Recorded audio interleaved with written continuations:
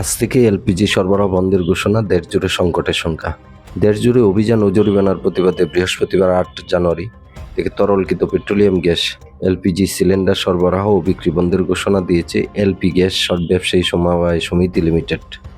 দেশজুড়ে অভিযান ও জরিমানার প্রতিবাদে বৃহস্পতিবার 8 জানুয়ারি থেকে তরলকৃত পেট্রোলিয়াম গ্যাস এলপিজি সিলিন্ডার সরবরাহ ও বিক্রি বন্ধের ঘোষণা দিয়েছে এলপি গ্যাস ব্যবসায়ী সমবায় সমিতি লিমিটেড।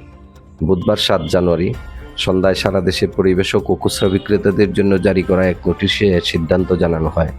নোটিশে বলা হয়েছে, সব কোম্পানির প্ল্যান্ট থেকে এলপিজি উত্তোলনও বন্ধ থাকবে। এর আগে সকালে জাতীয় প্রেস ক্লাবের সামনে সংবাদ সম্মেলন করে সংগঠনটি তাদের দাবি তুলে ধরে।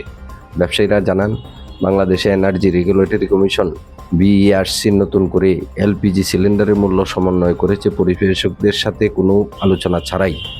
পাশাপাশি প্রশাসনের মাধ্যমে পরিবেশক ও বিক্রেতাদের হয়রানি ও জরিমানা করা হচ্ছে বলে অভিযোগ করেন তারা।